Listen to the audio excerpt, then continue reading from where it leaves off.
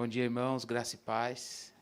Como é bom a gente estar aqui louvando a Deus. É bom, digo isso, né? É bom louvar a Deus em casa, no particular, mas é bom louvar a Deus com a congregação, né? O povo dele junto e a gente vê a nossa diversidade na unidade da fé. Agradeço a Deus por esse privilégio. Convido você a abrir sua Bíblia no Evangelho de Lucas, capítulo 3.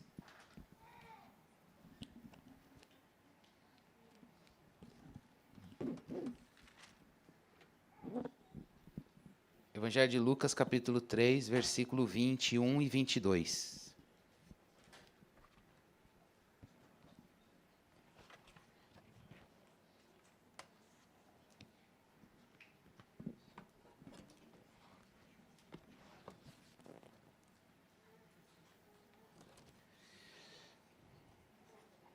Lucas 3, 21 e 22.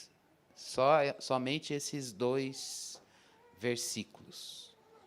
Mas a gente vai ler outros versículos de outras passagens da Bíblia. Então, eu vou pedir para você deixar aplicativo ou Bíblia impressa, bala na agulha aí, para a gente poder visitar alguns outros versículos ao longo da nossa meditação. Tá bom? Lucas 3, 21 e 22 diz assim a palavra de Deus. Ao ser todo o povo batizado, Jesus também foi batizado. E aconteceu que, enquanto ele orava, o céu se abriu. O Espírito Santo desceu sobre ele em forma corpórea como pomba. E do céu veio uma voz que dizia: Você é o meu filho amado, em você me agrado. Nós, neste texto, vamos ver o registro que Lucas, não só ele, mas Mateus também fez esse registro, e Marcos também fez esse registro do batismo de Jesus. Na semana passada a gente viu que João Batista, ele estava chamando as pessoas para o batismo e chamando para o arrependimento. Foi o tema do sermão da semana passada. O que é o arrependimento? E como ela é uma prática que marcou, um evento que marcou a nossa conversão. Não tem conversão, regeneração, nascer de novo sem se arrepender. E como é uma prática que faz parte da vida cristã, porque nós ainda estamos em processo de santificação até chegarmos na glória eterna. Por isso, nesse cenário, João Batista lá batizando, e diz o Lucas, ele não escreveu o seu texto com capítulo e versículo, e nem com esse subtítulo que você tem aí na sua Bíblia. É um texto corrido.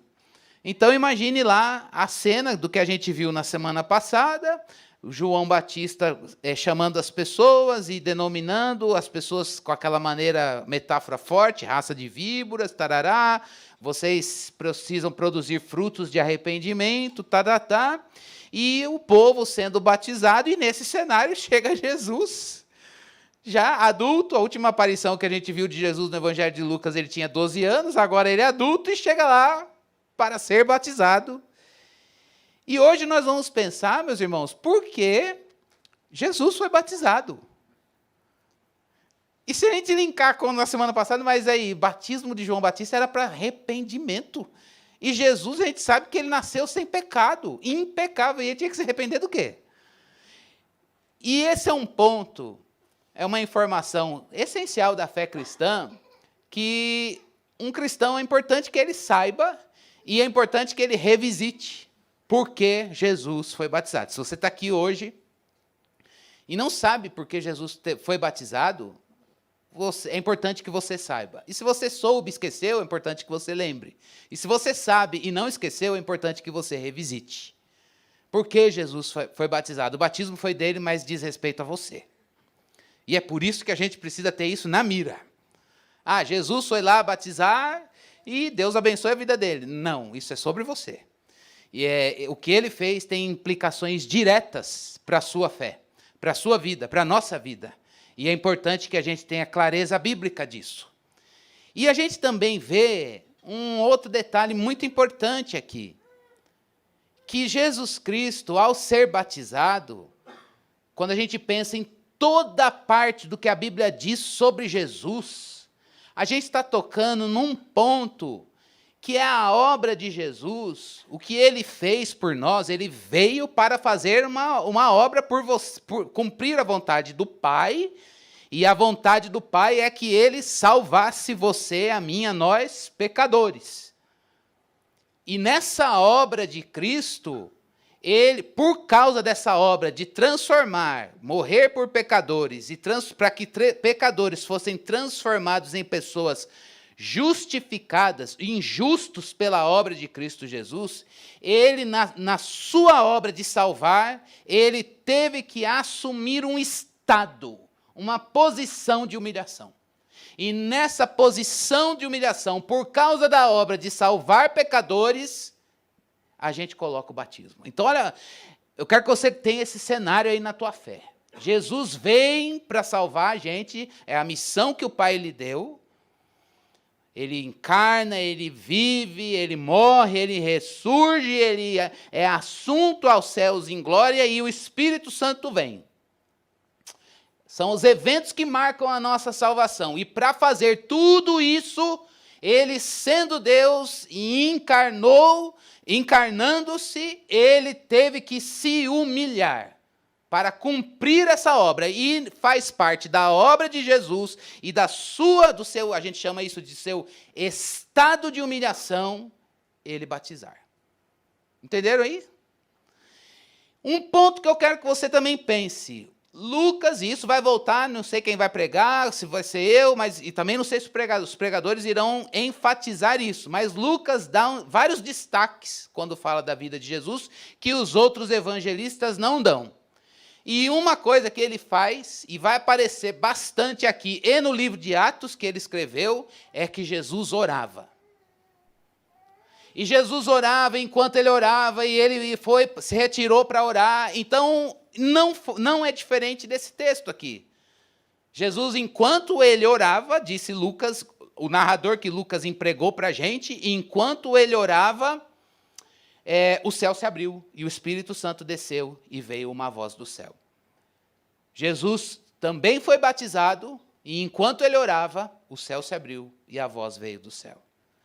Nesta manhã, meus irmãos, Deus quer chamar o meu coração e o seu coração para dois aspectos na vida de Jesus. Porque ele foi batizado, o batismo foi dele, mas isso diz respeito, isso tem desdobramento para mim e para você. E Deus quer falar isso para você. Às vezes você pensa assim, por que ele fica falando que Deus quer falar isso para ele? Porque está na palavra. E a palavra de hoje, ela é para você e para mim. Ah, mas não podia ser outra passagem. Não, é essa aqui. Quer dizer que no final de semana prolongado, Deus quer falar sobre o batismo de Jesus na minha vida? Sim. Abre o teu coração, porque Deus quer falar isso para você e para mim. E Deus quer falar sobre a vida de oração de Jesus, porque está na palavra. E isso tem implicações para a ação de Jesus em você também e na minha vida.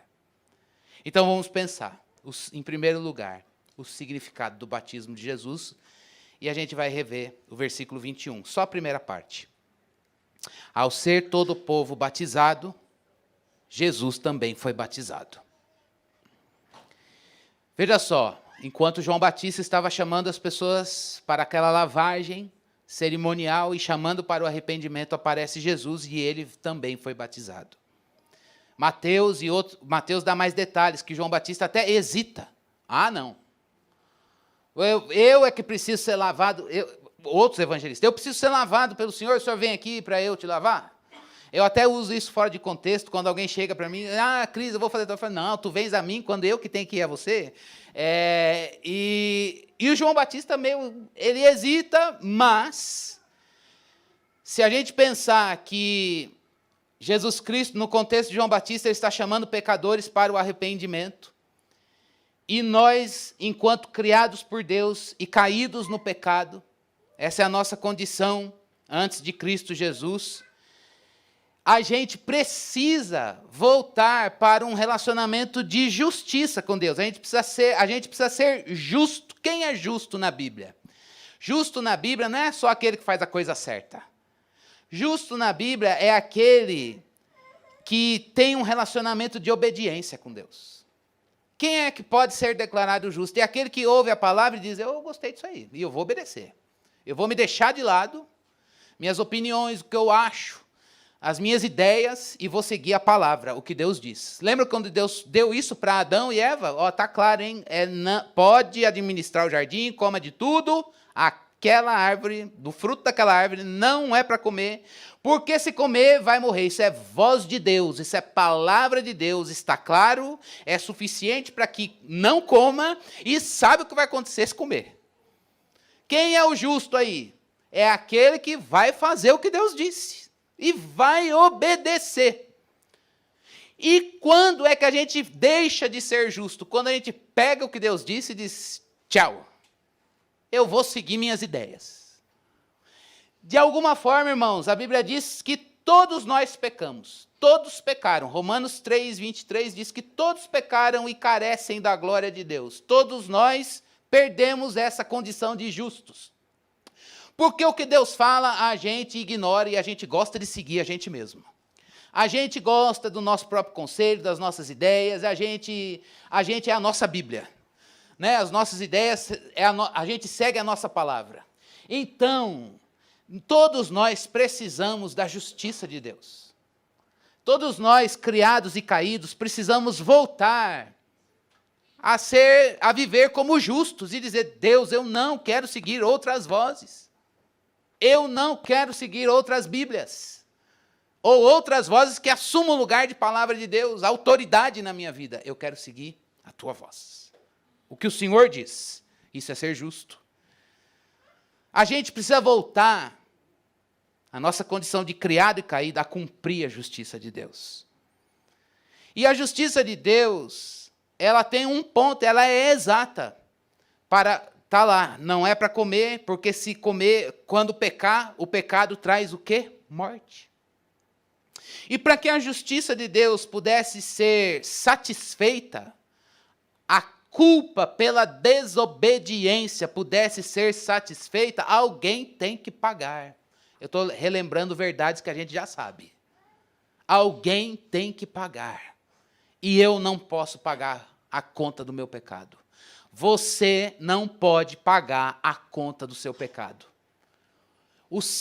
A sua vida não dá conta da tua dívida. A minha vida não dá conta da minha dívida.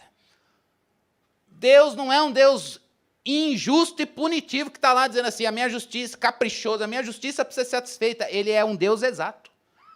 Ele é um Deus exato, santo, que não pode ter pecado. E por isso, por ser santo, ele é justo. Se pecar, vai morrer. Só que a minha vida, mesmo que eu perca a minha vida, eu não consigo pagar a conta da dívida. E nem você a conta da sua dívida. E é por isso, nessa perspectiva, que Jesus Cristo que veio para pagar a sua dívida, e para pagar a minha dívida, a dívida de pecadores, uma pessoa, olha que milagre, uma pessoa santa, perfeita, veio para justa, que obedece, justo é aquele que obedece o que Deus diz, com prazer, com alegria, não com um mandamento penoso, não com vai fazer o quê, senão vou morrer, não, é dizendo, é a minha comida, é a minha alegria. O coração de Jesus é isso, a minha comida é fazer a vontade do meu Pai, é o meu prazer. Tudo que ele fala é saúde para mim. É a minha essência. Esse justo impecável assumiu no seu estado de humilhação e vai começar a obra, vai começar o seu ministério público. O que é que ele vai fazer? Ele vai lá e se batiza num contexto de chamada de arrependimento de pecadores. E ele se batiza. Porque, embora ele não precisasse pagar pelos seus pecados, porque não os tinha. Jesus não tinha pecado. Jesus não tem pecado. Jesus não desobedece. Estou falando de desobediência aqui, não é uma perspectiva moralista, sabe, gente? Cuidado, cuidado, olhinho, o que vê. Cuidado, mãozinha, o que pega. O papai do céu está olhando para você. A gente é bonitinho, né? Mas a gente, às vezes, pode olhar assim, fiz o que é certo, fiz o que é errado, e está bem, estou limpo, está tudo certo, e não fiz nada. Não é isso. Jesus Cristo, ele veio, olha o cenário e a gravidade, a singularidade dessa situação. Ele veio para pagar a dívida de pecado. Ele vai assumir uma situação de pecado que não é dele. Quem ele é? Ele é aquele que tem prazer na obediência. Ele é justo. Ele é aquele que tem um coração crente. É aquele coração que a gente olha e diz: quem inventou? Que ser humano é esse? Que pessoa ideal é essa? E agora, o que é essa pessoa? Num cenário de chamada para arrependimento de pecadores, ele vai lá e ele vem e diz: olha, vai começar a obra. Vai terminar onde? Lá quando ele for assunto em glória.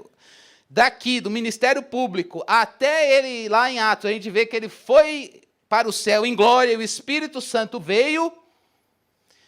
Ele começa com o primeiro ato, se batizando. Por quê? Ele não estava ali se batizando por ele mesmo, mas ele estava se batizando para se identificar na sua humilhação com o pecado das pessoas, pelas quais ele iria morrer. Ele não estava, isso é muito importante a gente entender, ele não estava ali batizando por causa dele, mas ele estava ali para se identificar com pecadores injustos, que não têm um coração que gosta de obedecer, não tem o coração com o prazer em Deus. Essa era a nossa condição antes no pecado. A gente não tem prazer em Deus, a gente tem prazer aonde? Na gente mesmo. E não é assim que a nossa carne ela ainda tem essa memória. Ela quer o quê? Ela tem prazer nas coisas dela. Mas Jesus Cristo não. Inteiramente ele tem prazer em Deus, e mesmo sendo justo e santo e tendo prazer em Deus, ele se batizou para identificar-se com pecadores, com pessoas que ele obedeceria no lugar delas e também seria punido no lugar delas. O batismo de Jesus, olha, isso é muito importante. Você está dizendo assim, quando você lê esse texto, está dizendo: Jesus não batizou por ele, mas ele batizou para se identificar com pessoas das quais eu faço parte, você faz parte, são pessoas pelas quais ele obedeceu no nosso lugar e recebeu a punição da justiça de Deus no nosso lugar. É uma atitude pública de amor. Uma atitude pública. Era como se João sacou isso. Falou: o quê? Você vai batizar? Não, não vai. E Jesus Cristo: não vou. Por que ele vai? Porque isso aqui é uma sombra da cruz que vai chegar, e da ressurreição, e da exaltação de Cristo lá em glória. E ele está dizendo: eu não, de fato, ele não estava ali por causa dos pecados dele, porque ele não os tinha, mas ele estava ali para se identificar com pecadores no seu estado de humilhação, e pessoas que ele está dizendo: olha, essa pessoa não tem um coração com prazer em Deus, mas eu vou obedecer no lugar dela. E essa pessoa, ela tem uma rebeldia, ela tem uma ira, uma inimizade com Deus, mas eu vou pegar a punição dela e levar sobre mim. Gente, uma ação pública, uma atitude pública. Então ele toma o nosso pecado, ele recebe a nossa culpa, ele limpa o nosso coração, limpa o pecador e leva o nosso pecado para longe. Ele faz uma troca. Eu dou o meu coração que ama, que obedece, que gosta de Deus sobre todas as coisas, e recebo o seu coração dividido, rebelde, sem se manchar pelo pecado. E vou purificar você do que você é, e vai receber a nossa desgraça, a nossa culpa, e levar para longe. O batismo de Jesus significa isso. Ele se identificando com pecadores, com pessoas que ele obedeceria no lugar, e seria punido também no lugar dessas pessoas. Bom, eu não sei como isso reverbera aí dentro de você. Eu não sei o que o Espírito de Deus vai fazer com esse ponto da fé. E eu não tenho poder para administrar, e nem quero. Nem é meu papel. Mas eu quero que você ore sobre isso. E eu queria que a gente pensasse em termos de aplicação. Que troca maravilhosa, né? A gente tem um coração sem prazer em Deus, em rebeldia. A gente não pode achar que a gente longe de Deus é bonzinho.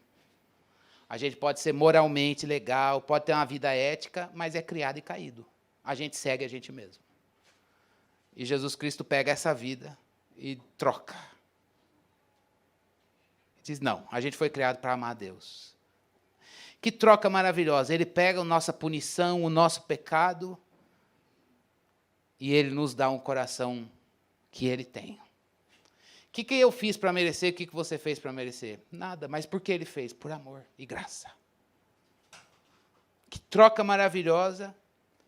E aí eu gostaria de perguntar para mim e para você, por que continuar andando no meu caminho e no seu caminho, sendo que Cristo é um caminho mais excelente?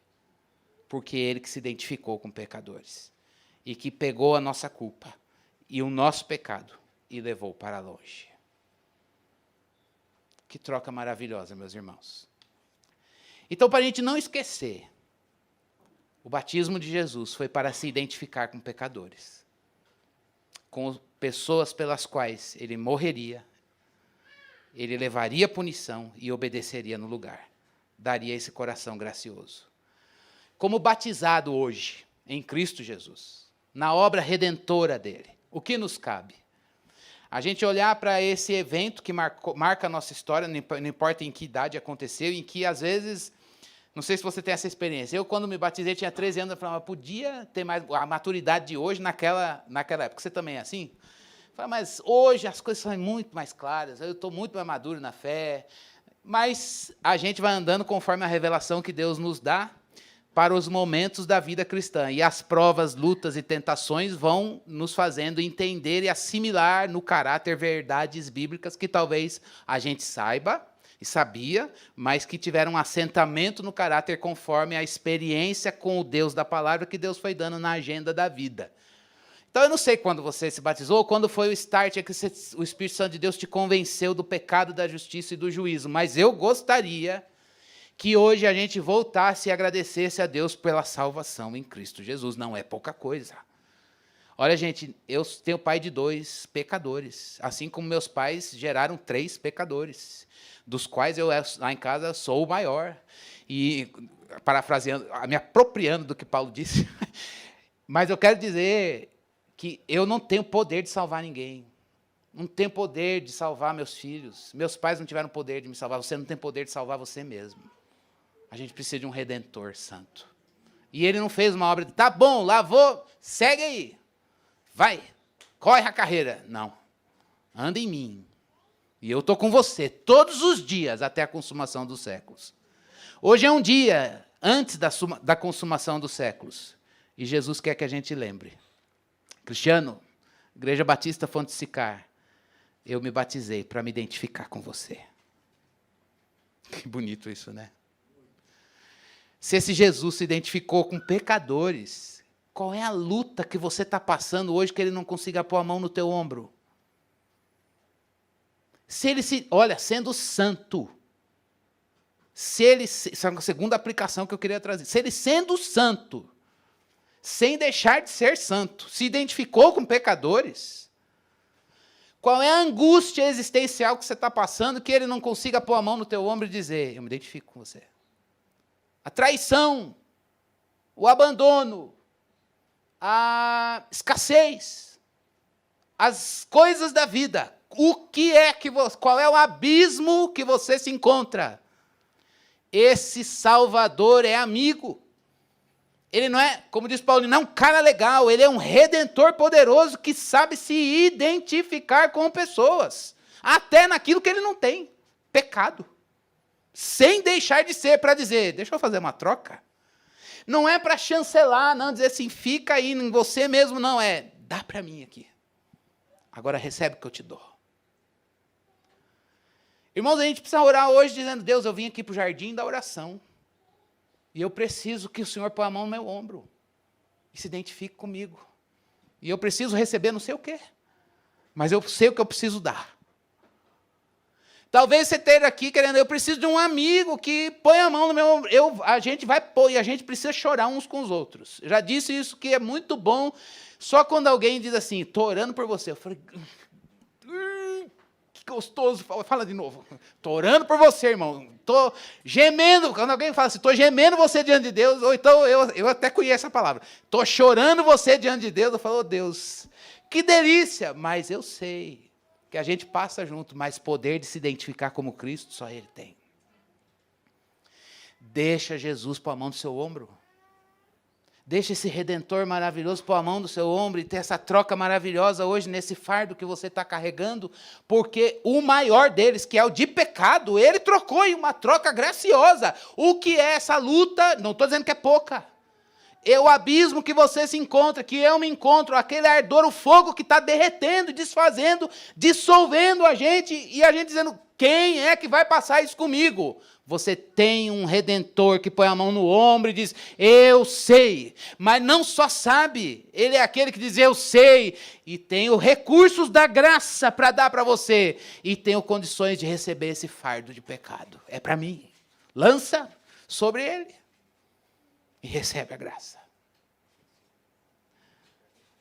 Que batismo maravilhoso. É muito bom. Se Jesus tivesse morrido na cruz e ressuscitado, tá tudo bem, né, gente? Beleza, Jesus, que maravilha. Mas vamos começar a falar disso no batismo? Eu quero mostrar para vocês que eu não vou só morrer, eu vou me identificar. Mas vocês vão se identificar com a minha graça, com a santidade, com esse coração. Jesus trocou o nosso coração. Ele recebe um coração rebelde, mas ele dá o coração do Salmo 1. É um homem bem-aventurado que tem o seu prazer na lei do Senhor. Vamos pedir para Jesus fazer essa troca hoje? Ah, Senhor, tira esse coração de mim. Tira esse coração de mim, me dá um coração que tem prazer na lei do Senhor. Esse coração que tem prazer em Deus é o coração de Jesus. Ele se identificou para, não só, a gente gosta muito de falar, Jesus levou o meu pecado, beleza, mas ele também deu o coração dele obediente. Isso é identificar isso com pecadores. Ele trocou isso também. Isso tem implicações para a nossa vida. Segunda lição é a vida de oração de Jesus. Enquanto ele orava. Talvez você fala, pô, Cris, você não vai falar do Espírito Santo descendo na forma corpórea de pomba? Essa é a parte principal. Não estou dizendo que não é, mas eu queria pedir licença para dizer que Jesus se batizou para identificar-se com pecadores, e a segunda lição que eu queria dizer é que coisas aconteceram enquanto ele orava. E a primeira delas, não vou falar, vamos falar porque Jesus orava. É agora que a gente vai visitar alguns textos. Gente, ó, Lucas já disse isso no início, pode prestar bastante atenção, por gentileza. Lucas vai mostrar, tanto no Evangelho quanto no livro de Atos, que a vida de Jesus, não só de Jesus, mas Jesus e a igreja. Jesus no Evangelho e a igreja em Atos. A vida de Jesus e da igreja. A missão que Jesus desempenha e a igreja vai desempenhar. O crescimento da igreja na vida cristã, ele é moldado e orientado. Crescimento na vida cristã é moldado, guarda essa palavra, ó, moldar é ser feito. E orientado é direção por meio da oração. Deus molda vidas e orienta vidas por meio da oração. Por quê? Porque o Lucas quer mostrar que é importante conhecer a palavra, e não tem como não conhecer a palavra. Mas ele equipara a oração. Jesus tinha conhecimento de Deus, mas não sem orar. Não é a prática, é o relacionamento. E eu queria que a gente, antes de pensar o que acontece enquanto Jesus ora nesse texto, a gente pensasse no livro de Atos, o que acontece como Deus moldou e orientou a igreja na missão e na vida por meio da oração. A gente já viu isso em 2020 e vamos revisitar. Vamos ler Atos 4, 23. Perdão, 23 começa, mas a gente vai focar, por causa do tempo, em só um versículo. Vamos investigar, por favor. Eu vou só ler o 23 e o 31, para você lembrar da cena e recuperar isso. Se você não sei essa cena, então depois em casa você lê. Do 23 até o 31. Uma vez soltos, Pedro e João procuraram... Então, soltos, né? Uma vez soltos, Pedro e João procuraram os irmãos e lhes contaram tudo que principais sacerdotes e os anciãos lhe tinham falado.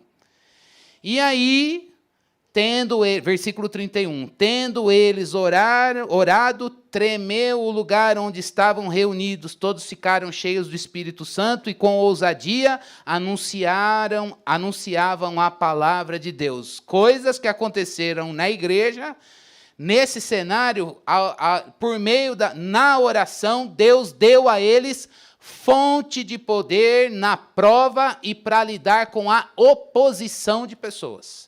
Poder não é oração, não, o poder é de Deus. Mas eles tomaram consciência desse poder e da necessidade desse poder e da providência de Deus em dar esse poder para eles no momento de oração. O que eu quero dizer é que, às vezes, irmãos, você diz assim, eu digo também, irmão, o que você está fazendo? Ah, pastor, eu estou orando. Ou então assim, algumas vezes eu já disse isso para mim mesmo. Quer dizer, Cristiano, que você vai ficar só orando. Como se... Que passividade, né? Você não vai tomar atitude, não. Vai só orar. Ah, vai orar. Aquele lá só vai orar, não vai fazer nada, pamonha. É mais ou menos assim que a gente fala, pode pensar. Na vida de Jesus não é isso, não. Na vida de Jesus não é isso, não, irmãos. E na vida da igreja primitiva não era isso, não. Era orar e ficar quieto. É orar e dizer, eu não saio daqui até que Deus faça alguma coisa. E se Ele não quer que faça, não vou fazer. Vamos ler Atos 9:11. Conversão do Saulo. E aí tem um homem lá que é instrumento de Deus nessa conversão. Versículo 11, o Senhor lhe disse, levante-se. O Ananias está lá orando e o Senhor fala com ele, levante-se, vá à rua que se chama Direita. E na casa de Judas procure um homem de Tarso chamado Saulo. Ele está orando e numa visão viu entrar um homem chamado Ananias e impor-lhe as mãos para que recuperasse a vista. O que aconteceu aqui nesse texto de Atos 9? Deus deu direção específica. Não sei se isso aqui não é uma regra para a fé cristã, mas Deus deu uma direção específica no momento da oração. Ah, mas Deus não vai fazer isso comigo, não. Deus é poderoso para fazer isso com você. Deus é livre para fazer isso com você. E por fim, vamos lembrar de Atos 14, 23?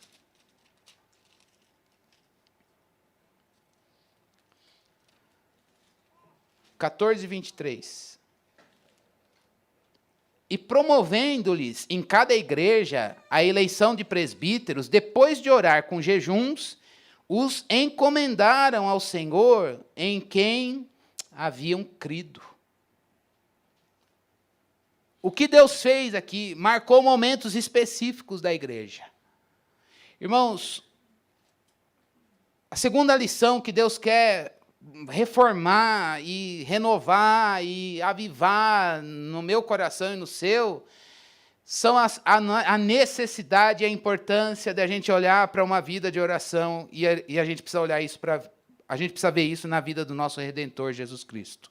Enquanto ele orava, o Espírito Santo desceu.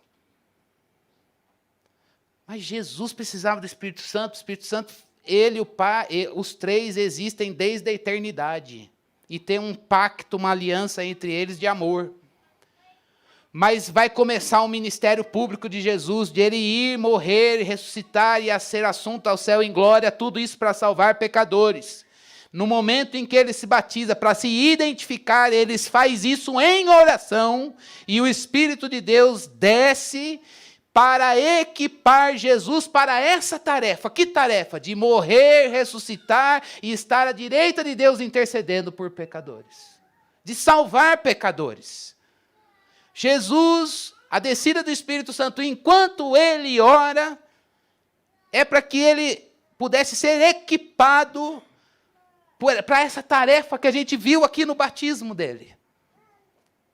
O Espírito de Deus capacitou Jesus para o enfrentamento de tentações que a gente vai ver depois, daqui 15 dias. Jesus foi levado pelo Espírito ao deserto para ser tentado pelo diabo. Coisa que você passa. Coisa que eu também passo. E ele suportou, ele foi capacitado para o enfrentamento das trevas no poder do Espírito Santo. Isso faz a gente olhar a descida do Espírito Santo no momento do batismo de Jesus como uma pessoa ungida como Messias para morrer por pecadores, servo de Deus para cumprir essa tarefa. Deus, ele sendo santo, vai receber a punição de pecadores, e um filho amado que faz a vontade do Pai. Dentro dessa perspectiva da oração, eu quero destacar, irmãos, que você e eu, nós vamos enfrentar tentações, porque o diabo está aí, para tentar a gente de acordo com as nossas concupiscências, os desejos que você tem. Ele sabe. E é por isso que a maior arma dele é para que que a gente não se conheça. Quais são as suas fragilidades? Termo que faz tempo que eu não cito aqui. Suas áreas de resistência. Você conhece suas áreas de resistência? Precisa conhecer. Porque é nelas que você vai travar campo de batalha. Quais são suas áreas de resistência? Jesus não as tinha porque ele é sem pecado. Mas eu e você, nós temos. E o santo enfrentou o tentador no poder do Espírito. Jesus teve uma missão que eu não tenho, nem você, de morrer por pecadores, mas ele foi capacitado pelo Espírito, recebeu equipamento do Espírito Santo para essa tarefa. Você recebeu inúmeras tarefas de viver, de trabalhar, de cuidar do seu corpo para a glória de Deus. Talvez você fale, eu não trabalho não, pastor, está tranquilo, eu vivo do vento. Mas você tem um corpo, um coração que bate aí, você deve ter uma taxa de gordura para vigiar, você deve ter uma índice glicêmico para tomar cuidado. Você tem alguma coisa, você existe, meu irmão. Você existe, Deus te trouxe a existência e te deu vida. A sua vida é dele, mas você é servo dele naquilo que é dele. Você tem tarefa, sim. Você tem tarefa, sim. E a pergunta de Deus para nós é o quanto o Espírito de Deus, ou o quanto a gente conta com o poder do Espírito para o desempenho da tarefa que Ele nos deu. Jesus, o seu Redentor, que morreu na cruz, Ele contou com o poder do Espírito para a tarefa que recebeu do Pai. Às vezes a gente pensa que o poder do Espírito é estético, né? Para o outro ver e para a gente ter uma experiência sensorial, pode ser. Mas é poder de Deus para a gente trabalhar com excelência.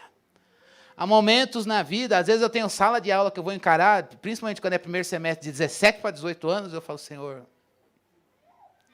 eles vão me engolir. Eles vão me engolir. Mas é no poder do Espírito que eu falo, Senhor, eu preciso ser bom. Preciso ser técnico, preciso buscar excelência, preciso fazer a minha parte. Mas eu preciso que o Senhor me capacite para lidar com o pecado dos outros, com indiferença, com ironia, com falta de respeito, com rebeldia, com afronta, ou lidar com coisas, com glória para mim, que às vezes eu não preciso, que eu não tenho que ter.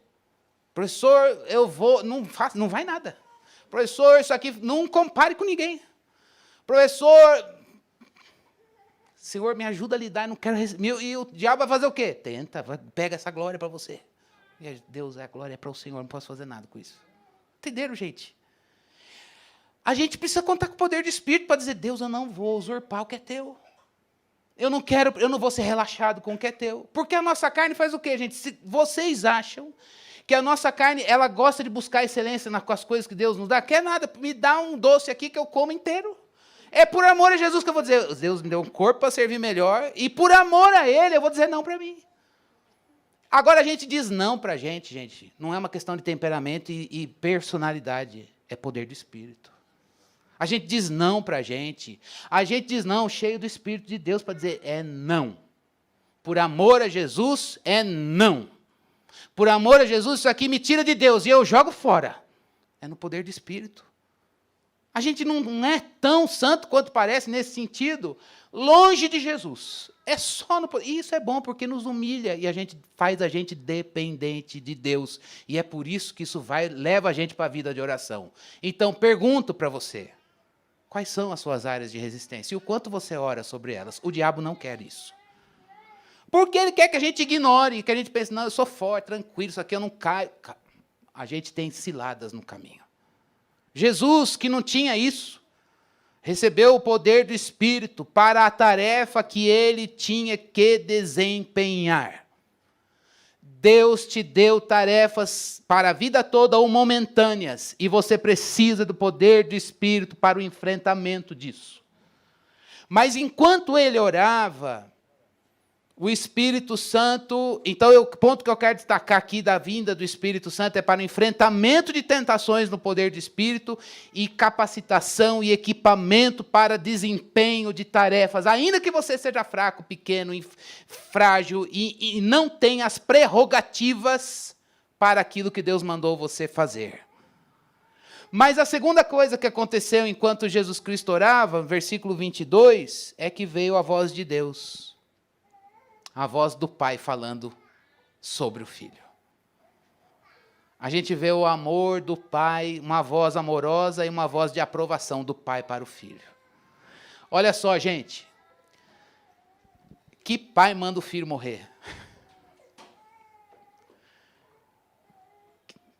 Que pai manda um filho morrer por pecador? Jesus não é um filho assim... É filho das entranhas. É aquela coisa que um tem prazer no outro. E agora chegou o momento do pai dizer, eu vou me separar de você. Porque o pecado nosso que vai sobre ele faz de separação. O pecado separa a gente de Deus. A gente vai se separar e você vai morrer. E o pai está olhando para o filho, porque ele tem outros filhos para trazer pelo filho para essa relação. Você e eu. Falou, eu vou te entregar, mas com você virão muitos. Tem outros filhos que eu quero de volta, que estão lá na rebeldia, na injustiça, mas eu quero de volta aqui. E ele faz isso por amor. E aí vem o filho se identificando com pecadores, o Espírito capacita para isso, e o pai fala o quê? É o filho. Uma voz do céu, cheia de amor e de aprovação para essa identificação no poder do Espírito, e dizendo, é meu filho. Me obedece, faz a vontade, não é egoisticamente, porque a vontade dele é trazer outros filhos para si. É a pronta aceitação de Jesus, de sofrer e morrer por pecadores, e verem nisso a vontade do Pai. Duas coisas que eu quero trazer para o nosso coração, para a gente poder orar. A voz de Deus, irmãos, ela afirma e confirma a identidade de Jesus como Filho. Ela afirma e confirma. Isso não é meu. Isso está em todos os livros de análise de textos sobre o batismo de Jesus. Ela afirma, e a mesma coisa com você. Você é filho de Deus por causa de Jesus. E a sua identidade, quem é você, não é o que está na sua carne.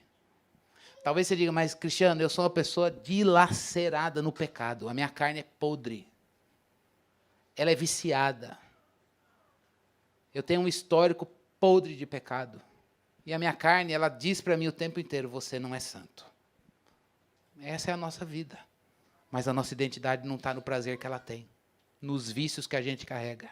A nossa identidade está na voz de Deus. E ela é tão poderosa que a gente tem, pelo poder do Espírito, coragem de dizer não para as paixões que estão na nossa carne. Cheio do Espírito. A sua identidade vem da voz de Deus. Quem é você? É a Bíblia que diz, a voz de Deus que diz quem é você. O que eu faço? Talvez você não sinta. Talvez as suas entranhas, a sua carne não sinta isso. Mas creia. Crer é aceitar. Crer é entender e assimilar. E dizer, eu entrego a minha vida para isso. Mesmo que a minha carne queira o contrário. Eu sei que eu sou o que o Evangelho diz que eu sou. A voz de Deus diz quem eu sou. E uma coisa, gente. Filho de Deus não é todo mundo que está aí, não. Filho de Deus é quem faz a vontade do Pai. A Bíblia nivela por Jesus. É o meu filho que me dá prazer. O que é que Jesus Cristo deu? Como Jesus deu prazer? Em aceitar a missão que o Pai deu para ele. Então a gente olha assim, mas aquele ali é um filho de Deus, criado por ele, nesse sentido sim, mas filho de Deus em Jesus é aquele que faz a vontade do Pai. Por isso que a gente precisa pedir hoje para Deus. Deus, me dá um coração igual ao teu, igual ao de Jesus. Lembra dessa música? Um coração disposto a obedecer, cumprir todo o teu querer. Me dá esse coração. Esse é o coração de Jesus. E é com base nisso que a gente pode orar hoje. Vamos sair daqui hoje, irmãos, com essas duas coisas. Você tem um Redentor que se identificou com o seu maior problema, o nosso maior problema, pecado. Esse Salvador que se identificou com a sua condição de pecado, tem todo o poder para que na trajetória de vida cristã, em momentos de luta, pôr a mão no ombro e dizer, ei, não se esqueça, eu me identifiquei com a sua condição de pecador. Me dá aqui esse fardo. Recebe graça. Em que estágio você está?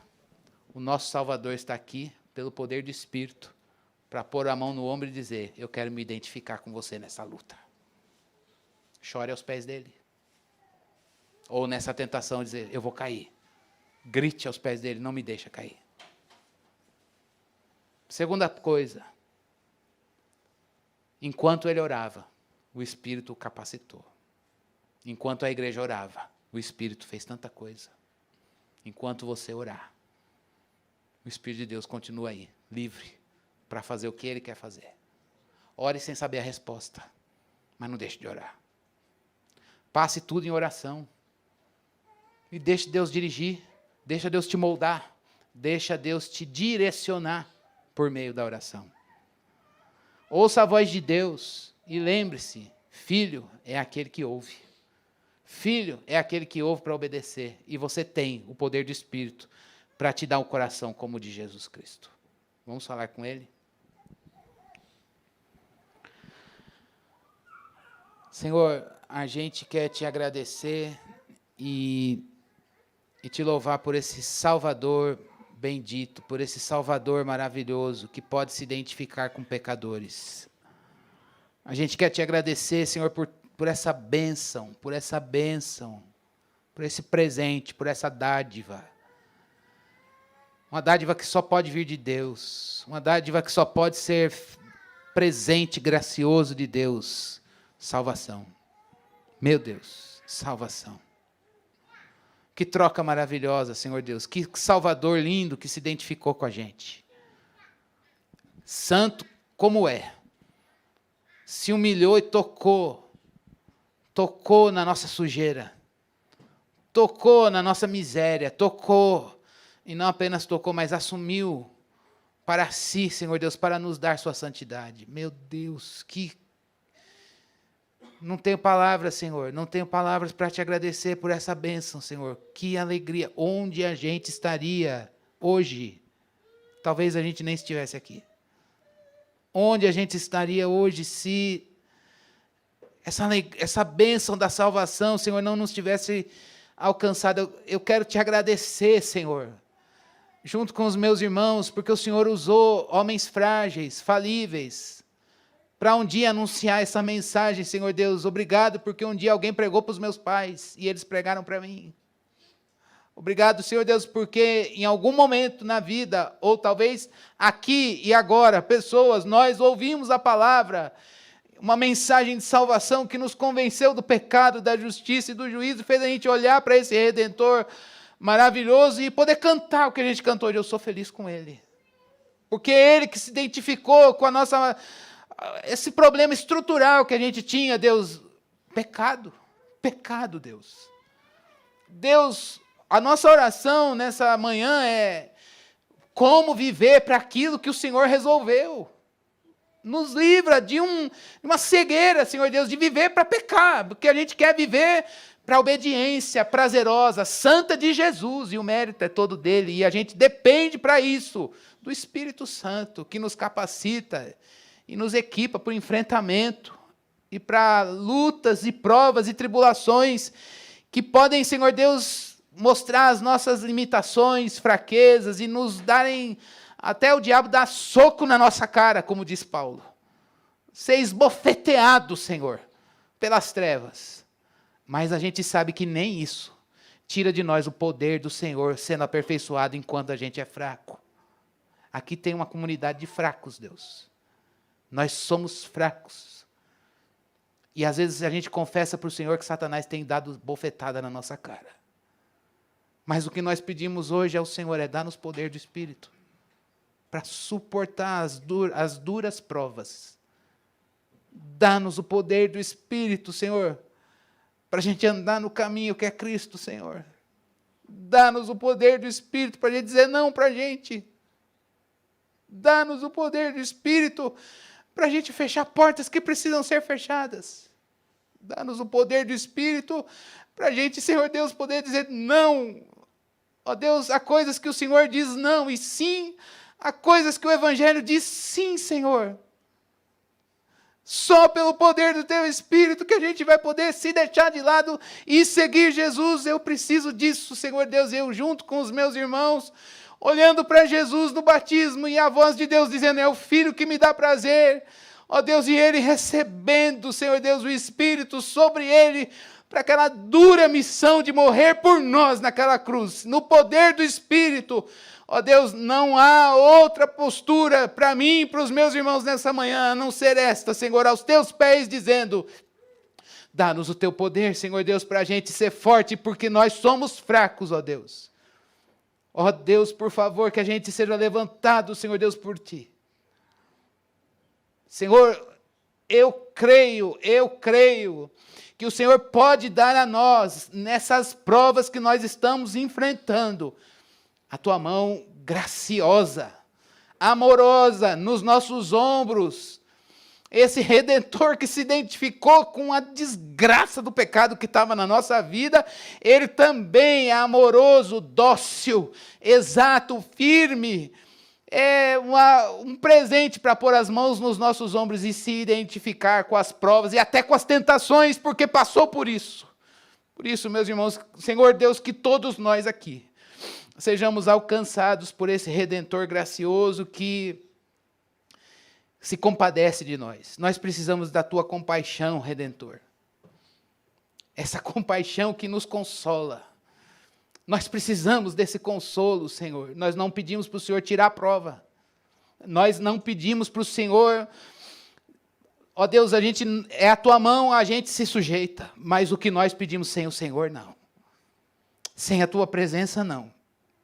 Sem o Teu toque, não, Senhor. Sem o Teu consolo, sem a Tua voz, sem a presença do Teu Espírito, não, Deus. Nós não temos estrutura para lidar, mas que bom saber que nós temos um Deus Emanuel. Deus conosco. Deus conosco. E o Senhor disse isso, que estaria conosco todos os dias, até a consumação dos séculos. Obrigado pela presença. É a Tua presença, Senhor, é o que nós mais precisamos hoje, é a Tua presença, Senhor. Nós temos um Redentor que se identificou com a gente, que garantiu presença até a consumação dos séculos. Ó Deus, que a Tua palavra em nós gere testemunhos para a Tua glória, gere experiências com o Deus da palavra, como a gente estudou hoje na escola bíblica, e a gente ande na prática da palavra. Deus, todos nós aqui precisamos disso, Senhor. Experiência no parâmetro da palavra. E o parâmetro da Tua palavra é consolo para o necessitado, é poder para o fraco, é um Salvador gracioso, amigo, que se identifica com as várias situações que a gente está exposto pela Tua mão soberana. E isso nos dá um olhar exato na oração, para a gente se sujeitar, resistir ao diabo, mas a gente se sujeitar sob as mãos de Deus. E para que a gente receba a graça no momento oportuno, Senhor. Deus, por favor, nós queremos aproveitar esse momento de oração para depositar aos pés de Jesus fardos que a gente não tem poder para carregar. Fardos, Senhor Deus, que tornam a nossa caminhada pesada, Senhor. Fardos que tornam os nossos relacionamentos, seja com o Senhor ou com o nosso próximo, ó Deus, no mundo, no trabalho, na família, nos irmãos da fé, talvez pesados. Ó Deus, nós queremos depositar estes fardos aos pés do nosso Redentor, porque nós não temos condições de carregá-lo, Senhor Deus, e é por isso que nós temos um Redentor maravilhoso com quem nós podemos nos identificar no momento da dor, no momento da tentação. Por isso, Deus, que neste momento de oração, Senhor, a gente se compromete com a palavra. A gente faz votos com a palavra, com o Deus da palavra. E a gente pede, Senhor Deus, que a palavra não se perca, Deus. Que a tua palavra não saia, Senhor Deus, ela não seja só uma informação que flutua, Deus, mas ela gere vida, gere, Senhor Deus, resposta, Senhor. Por isso, Deus, eu, junto com os meus irmãos, nesta manhã, diante do Senhor, eu me curvo aos teus pés. Ó Deus, juntos para te agradecer. Como aquela mulher ficou ali aos pés de Jesus e lavando os pés dele, e enxugando, Senhor Deus, porque identificou nele alguém que se identificava com ela, e que nessa identificação ela viu a resposta para a sua purificação, para a sua limpeza, e viu o toque da graça de Deus, e fardo de culpa, e fardo de remorso, e acusação do diabo, tudo isso sumiu, e ela pôde provar um jugo suave e um fardo leve. É disso que nós precisamos, e é isso que nós queremos, e obrigado, porque é isso que encontramos em Jesus. Que os nossos olhos estejam abertos para ver o Senhor na palavra. E o poder do Espírito seja aperfeiçoado na nossa fraqueza. É a nossa oração. Em Cristo. Amém.